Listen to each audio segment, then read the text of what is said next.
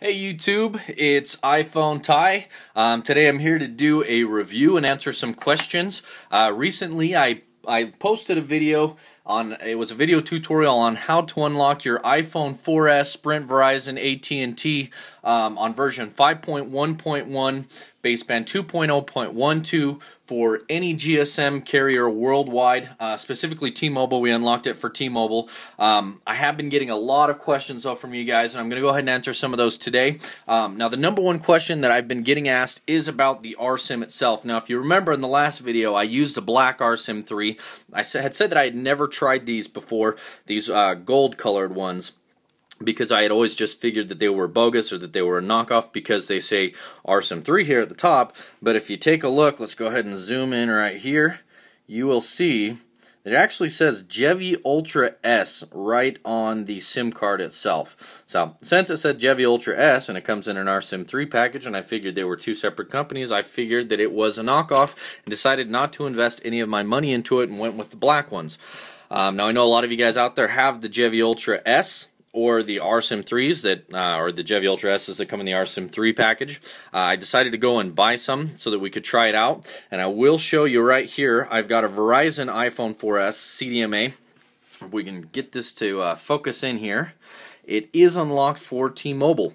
I am using this same type of SIM card to unlock it with my 128K micro SIM, and it worked. Okay, now I'll go ahead and show you here. See, version 5.1.1, modem firmware 2.0.12. If we go ahead and make a test phone call, call customer service, you will see that it does ring out and it does connect to T-Mobile. T-Mobile. Okay, so the first thing that I will point out though, I bought a whole bunch of these today, and these are the first two that I tried, and they did not work. In fact, when I plugged them in, the phone didn't register that they were even in the phone, and then when I went and clicked phone here to go and select SIM applications right here, SIM applications never even showed up. Now when you're buying an unlock, even if you're just buying one for yourself, I do always recommend that you buy at least two just in case one of them doesn't work. You know, the more the better, but that way you've got backups if they do all work, but you're covered so you don't have to wait shipping and be all frustrated if they don't work, or if the first one doesn't work, or if one of them doesn't work. Okay, and just to prove to you guys that this is a Verizon phone, I'll go ahead and delete the packages that I taught you guys to install in the last one. We have to do this in order for Verizon to show back up. Okay, so we'll remove it, confirm.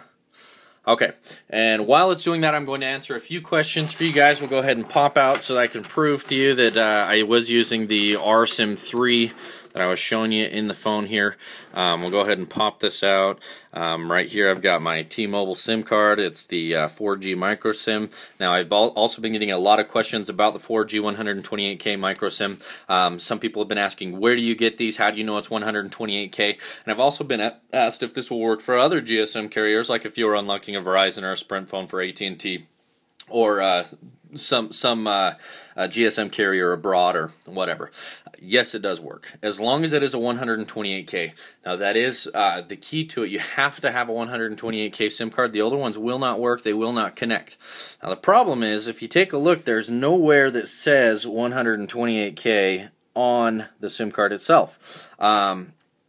I've also seen older ones that look just like this. I've seen 128Ks that look different than this. The only way that I've seen to tell is when I went into T-Mobile and I purchased it. When they rang me up in their system, it showed up in their system as a 128K 4G micro SIM. It also showed up on the card reader when I went to go slide my card to pay for it, that it was a 128K micro SIM card. Now I know that's how it works for T-Mobile. I don't know if it'll show up that way in the system for AT&T or any of the other ones. I guess the best way is to try, and if it doesn't work, it's probably not the right one.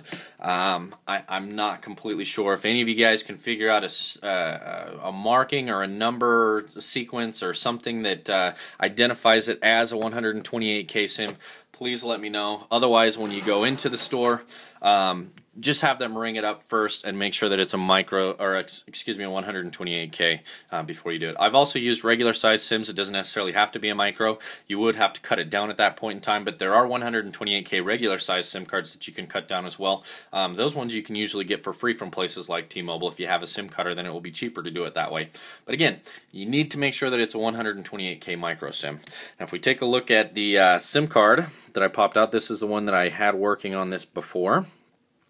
This is it, the Gevey Ultra S, aka RSIM 3. Okay, anyways, moving along. Now we can see here that this phone is a Verizon phone. We'll go back into general settings, about, see, 5.1.1, oh yeah, the 2.0.12, and it says Verizon now that I've uninstalled those. I'll also go ahead and make a test call, just in case there's any skeptics out there still.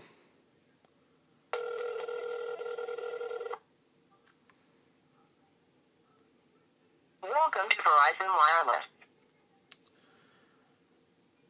Alright, there you go guys. That is my review of the RSIM 3 aka Gevey Ultra S. They do work. From what I've seen, they have a higher failure rate, or right off the bat didn't work. I don't know if that was just a coincidence, or if all of them are like that, or if it was just that specific manufacturer. Another question that a lot of you guys have been asking me as well is, where do you find these? I've been buying all of mine off eBay. All I do is I check the, I go and I find them, make sure that they look like the right one, check the user feedback. If the feedback, it looks like a lot of people are happy with them, then I go ahead and buy it. Make sure that they have a return policy, because you may end up getting something bogus. It's happened to me before. I bought a lot of these. Especially the older Geveys that worked on the iPhone 4s. I bought a ton of those, thousands of those, and sometimes it was hit and miss. You'd get ones that worked and you'd get ones that don't. Some suppliers, every one of them wouldn't work. Other suppliers, you'd get 2 out of 10 that wouldn't work. And then there were other ones that every single one that I ever tried from the supplier worked. So it kind of is hit and miss. If you guys have any questions in regards to where I have gotten mine specifically, I can send you links. Just email me or leave a comment, and I can send you links to where I've gotten mine, the ones that I know work. But again, I've gotten them all off of eBay, and there's all kinds of suppliers that I've bought them from. Also watch out when you're buying these. Sometimes you'll buy it and it'll be coming from China and take a really long time to get here. I've had things take 3 weeks. It's really frustrating. It's usually better to spend a couple extra dollars to get a US supplier. You'll usually spend a little bit more, but you'll get it from a US supplier, and then it's a lot easier to deal with in case you ever do need to do returns or anything like that. Anyways, guys, if you have any more questions for me regarding unlocking your iPhone 4S, or any questions in general about iPhones, please let me know. I would love to help you out. Also, don't forget to comment if you've tried any other types of SIMs, like the GP or the XSIM, or excuse me, the TP or the XSIM or the GPP, or any of those other unlocking solutions that are out there. Try them and let me know how they work. Again, guys, go ahead and comment. Positive feedback is great, and thank you very much for your time. Have a wonderful day, and again, happy unlocking.